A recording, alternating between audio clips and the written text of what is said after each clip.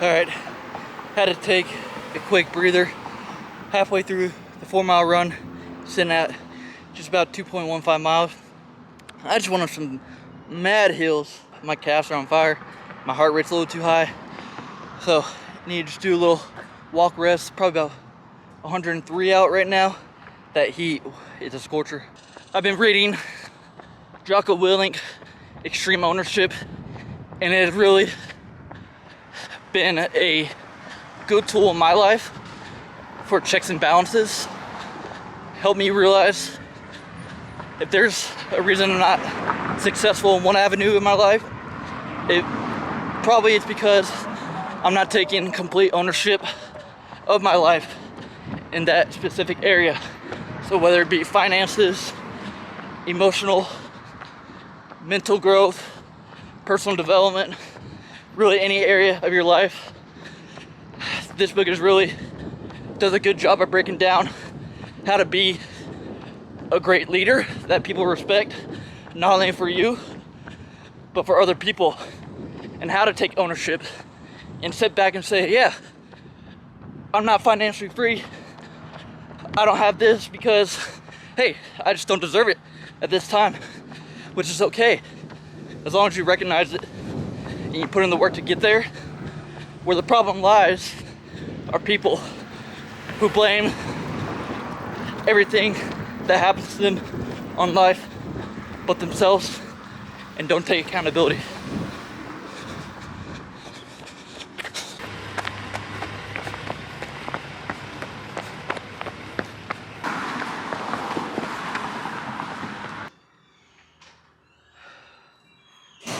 Now there's nothing like running in that Texas summer heat. Let's drain her out.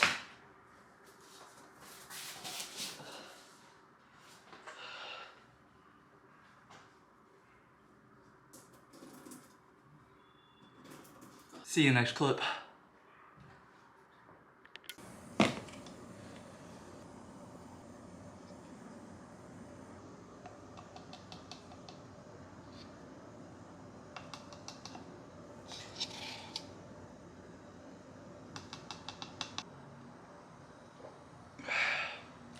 Now there's nothing like some lemon lime electrolytes.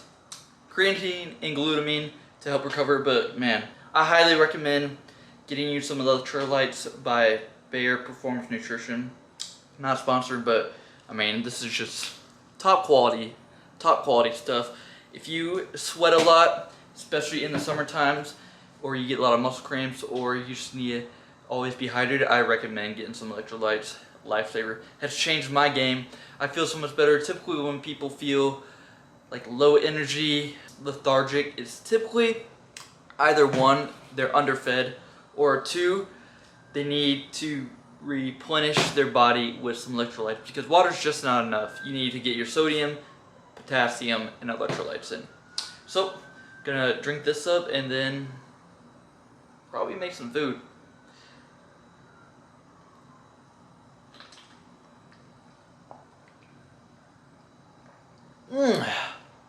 Refreshing.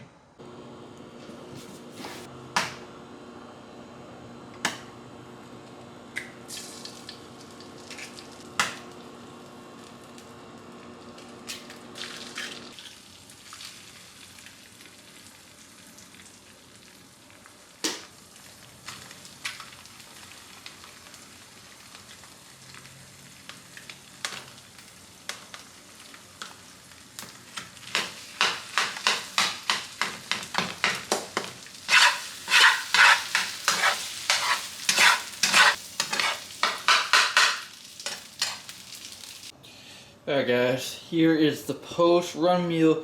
Got 3 eggs cooked in 14 grams of pure Irish butter. Now, I don't use pan spray anymore. I just specifically use the Gold Brick butter. Can't vote. There. Pure Irish butter, Kerrygold butter. Now, most people say, "Oh, butter's so bad for you." Well, it's better than pan spray where you get no nutrients. Here, you're at least getting the solid nutrients that come from the cows, and they're grass-fed, grass-fed. So you know this butter is the top top of the top quality you can get. So only cooking that. I also cook in some either ghee, olive oil, or coconut oil. So that's pretty much what I'll cook in. I pretty much just healthy fats, yeah. But back to the seasonings. We got everything seasoning fire. I call this the Quad 4 Trusty. The Trusty 4. So anytime I say I'm using the Trusty 4, this is what I'm using. Got some exotic peppercorn blend. I don't know why it's exotic, but yeah. Got some roasted garlic and herb by the grill mates themselves. And then Himalayan pink sea salt. But yeah, so this is the post-run meal. Gonna gobble this up and see the next one.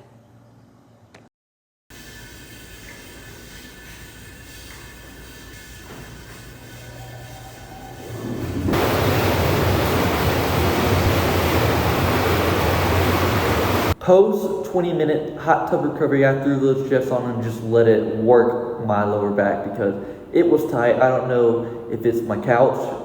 If you guys know any good place to get a couch, drop it in the comments.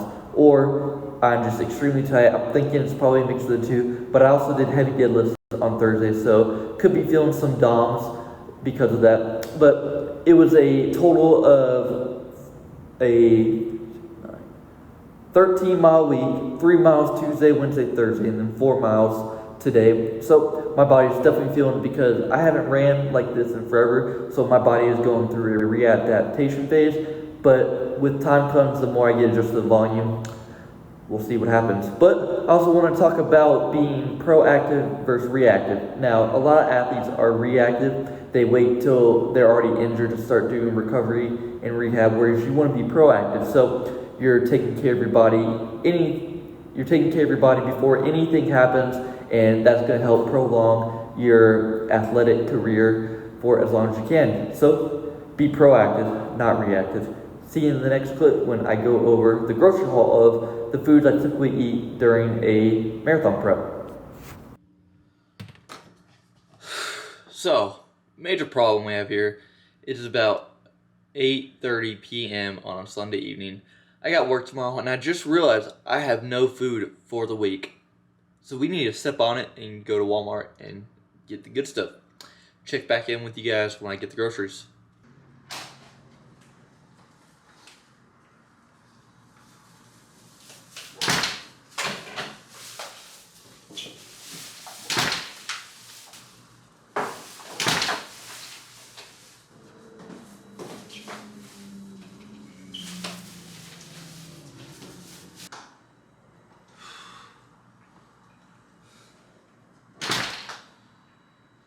You can't really tell, but all this is the good stuff.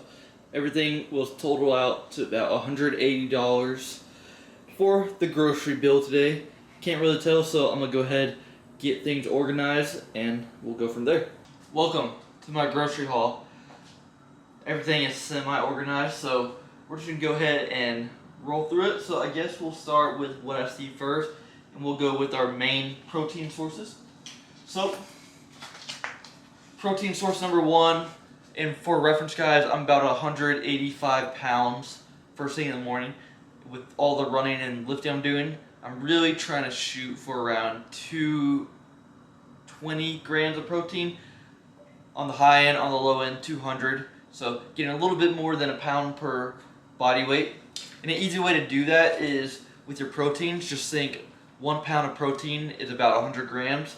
So if you gotta eat 200 grams of protein, just eat 2 pounds of meat a day and you're all covered. There's also ways to work around that. If you eat about half a pound, that gives you about 50 grams of protein, and then you can put in like 2 scoops of protein powder, that's another 50 grams, and then fill it in with things like yogurt, milk, plenty of ways. Have the freedom to do whatever you want. But first thing is beef. So grass-fed, grass-finished ground beef, about 93% lean, 7% fat. And If you don't want to have that much fat in your beef, then just drain it out. Next thing is carne asada steak. So what I'll do with this is I'll get a Ziploc bag and then I'll marinate the carne asada steak. And if I'm low on protein at the end of the night, then I'll cook some of this up after it's been marinating. Last main big protein source are some boneless, skinless chicken thighs. Now guys, I used to eat chicken breasts, but I was just getting tired of chicken breast. It just dries out way too easily and it's just not as fun to eat as it used to be. So I switched over to chicken thighs. I'll go ahead and probably either marinate it or I'll just put it in the oven, bake it, and it'll come out nice and juicy. And I've started to enjoy eating chicken again. But usually I'll eat majority of my proteins coming from beef of any sorts and then chicken thighs. Next thing is some bacon. Now, I used to eat turkey bacon, but I was just getting tired of cardboard, so switch over to regular bacon. Always go with the uncured version. They don't have any nitrates or preservatives. And now you may be thinking, Griffin, bacon is so bad for you. Well, everything is bad for you, but in moderation is a-okay. And I'd rather get the good nutrients from the bacon as opposed to turkey bacon. That's just my preference. Do what you want. But usually my last meal before I go to bed, I'll typically go no carb. And so I'll have some bacon and then I'll also eat some eggs. So eggs, bacon, think of your traditional English breakfast. Eggs, bacon, avocado. I don't even know if that's part of an English breakfast, but eggs, bacon, avocado, and then yogurt and some milk. That's usually how I end the night off. That's just how I like to do it. Do as you will. Eggs, I usually eat about 6 eggs a day, so 3 during the day when I'm at work with my meals, with my chicken and beef, and then 3 at night to cap off the night. That's the eggs. Next thing, we got some yogurt. So I usually eat about 2 little tiny cups of yogurt a day. So I get 10 total when I'm shopping, and that carries me through Monday through Friday. So got some yogurt, and with yogurt, I recommend either the Too Good or the Oikos 000.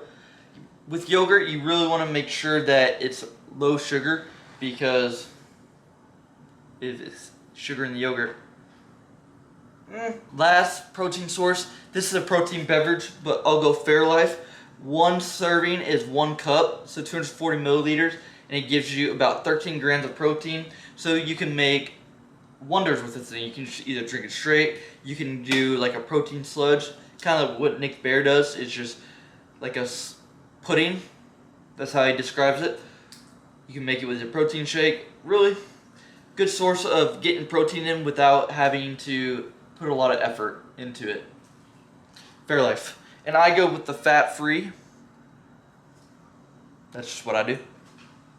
Next we'll go with our carb sources. So now I already had some of this stuff, but it's still a part of my diet, so I'm going to show it. So if I'm feeling a little chefy, I'll go Kodiak Power Cakes. So get some protein pancakes in. It is hot. Guys, I set my AC to 67, and I set it and I hold it, but for some reason it just loves to pop back up to 75. I don't know why, but hopefully it'll be good now. Pretty big staple for my carb source is some jasmine white rice. As you can tell, I need more soon, but I'll just pop it in the rice cooker, put some chicken stock instead of water, and season it, and it comes out tasting a lot better than if you just make jasmine rice with water. Try it out. Chicken stock, beef stock. It'll taste really good. It'll change your life. Next thing is some raw local honey. So what I'll do is before I run or work out, I'll just go ahead and just pop a little honey in. Good, quick source of carbs. Let your body use it pretty fast. So get you some raw honey. Really good. You can put it on, which leads to my next one. banana. Now guys, these two combinations, now this is a gold mine.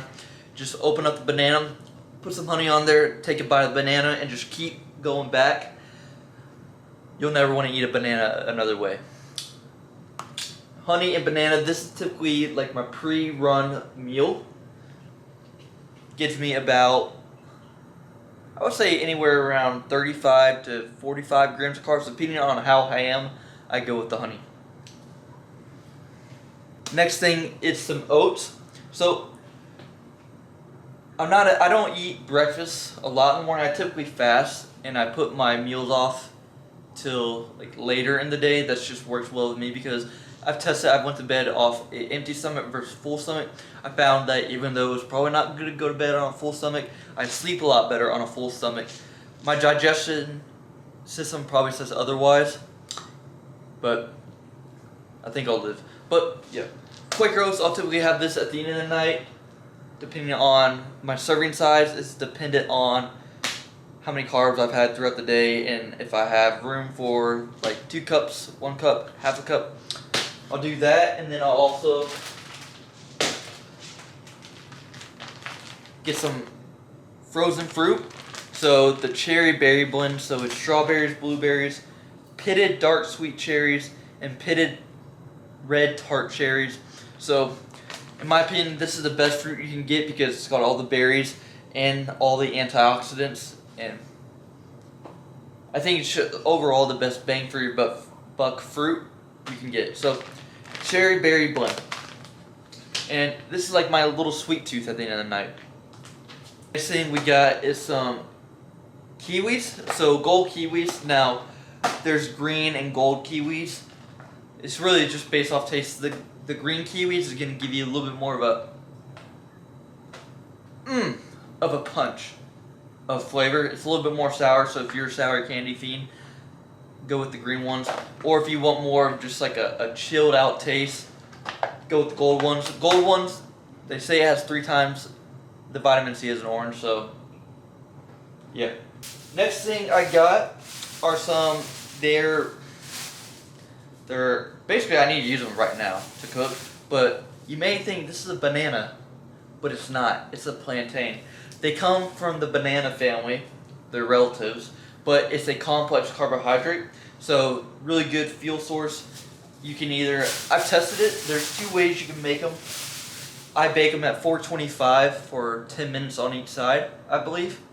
But what you do is you can either season it with some pepper, paprika, chili powder, with drizzle over some olive oil, and it literally tastes like a Chick-fil-A fry without all the added shit Chick-fil-A puts in their food.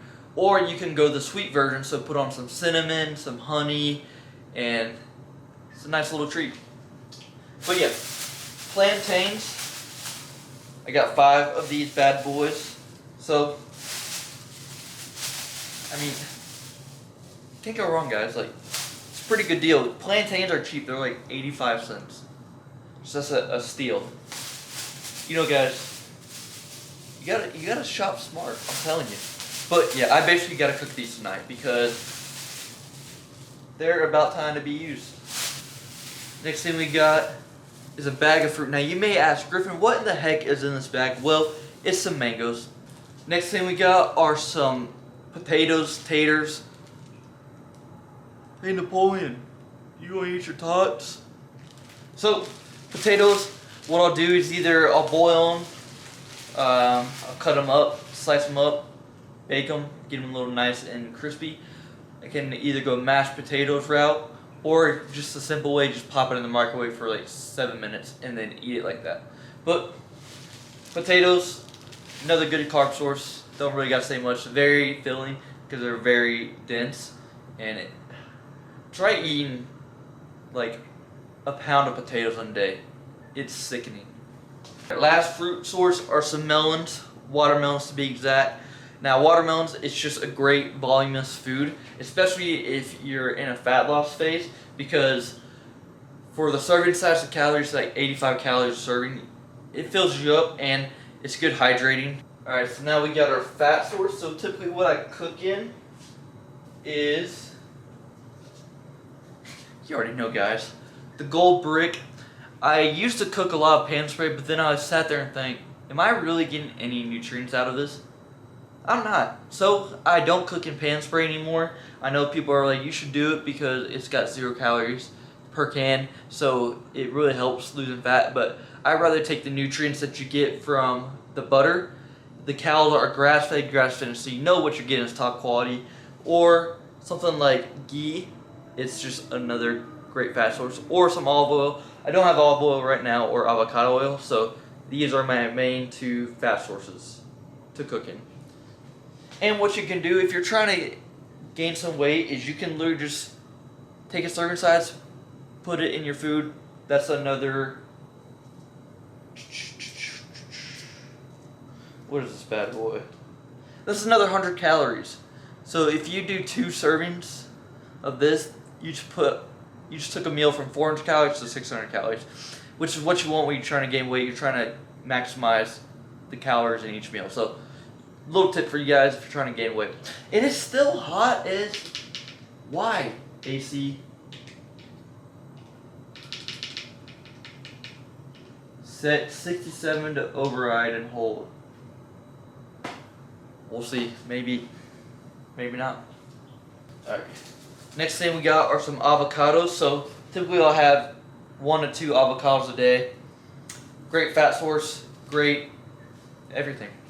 Vegetables for our micros. The fruits also got some micronutrients, but here's our grains to make our plates colorful. So baby arugula and baby spinach. Pretty good, pretty good. Got some diced mirepoix. Comment if you know how to say this word. Mix. So yellow onion, carrot, celery. So either saute this in the pan or I'll just throw it right on the meal. That is that. Got some tomatoes. Eat a tomato every day. Men, it's good for you. Now this technically is a fruit, so I should have did it earlier, but oh well. Now we got some baby radishes. And then we got some classic asparagus. So usually what I'll do is I would take my olive oil, but I'm currently out, so I'll just either take like a serving of the ghee or butter and I'll microwave it, and then I'll drizzle butter or ghee over the asparagus and bake it in the oven. Next thing is our mini sweet peppers and some jalapenos. So yeah guys, that is my micronutrients. This stuff is gonna make all my plate look nice and colorful and be good for my body. Sauerkraut, so good probiotic, and then some beets, good blood flow. Next we got our fun stuff, so some salsas. This is going to make our meals taste nice and good. Some mustard to prevent cramps. And then I'll also marinate stuff in this because the mustard helps the seasonings bind to the protein. Got some pickles. Got to avoid the cramps from running and the Texas heat.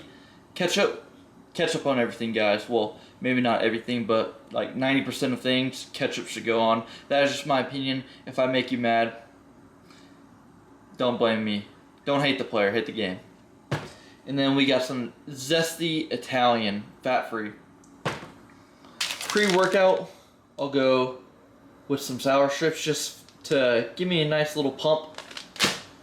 Here we got our pre-run drink, Body Armor. Just gets electrolytes to make sure we don't cramp and have energy throughout the run.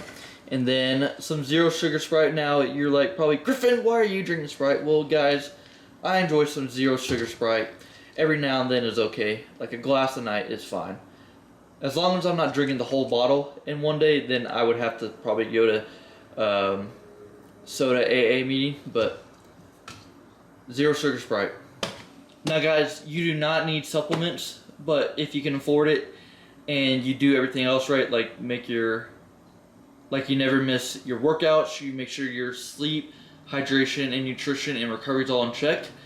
These will actually work. But if everything else falls apart, then these are pretty much just a waste of money, and you should focus on getting the foundations right. But I like supplements, but I keep them very simple, and I don't spend a lot of money on supplements. In college, I would have had like probably $500 worth of supplements, but it was definitely not needed. You don't need that. You just need just hard work, and you can get pretty good progress with just doing the basics, not buying supplements. So first thing is some creatine and glutamine.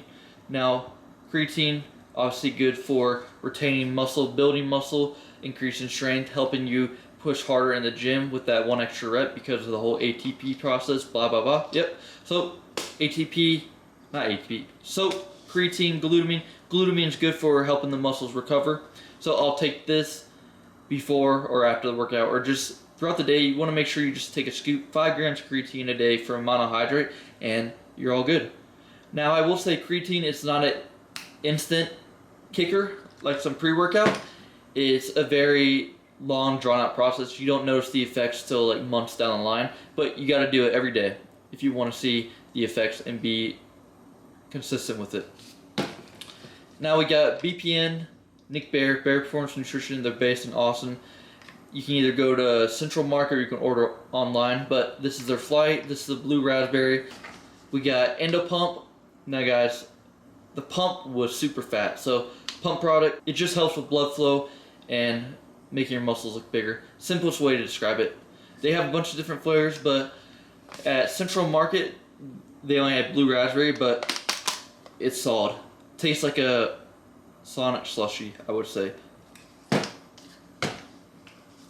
Got electrolytes. Now guys, this is probably one of the most important supplements for me, and I would say for anybody to take, is electrolytes to make sure you're hydrated, because if you just drink water, you're not optimizing hydration. And with all the sweating that I'm doing, I want to make sure I'm getting the sodium, potassium, and electrolytes back in. And typically, how you know you need electrolytes is throughout the day. If you're feeling like super lethargic, like low energy, and you're just feeling like shit, basically, you probably need some electrolytes in your system. So, electrolytes, lemon lime, and then I don't really consider this a supplement, just an extended version of your diet, but some protein. I go with the Isopure. There's a whole bunch of different proteins out there. Isopure, basically just all protein, no carbs and fats.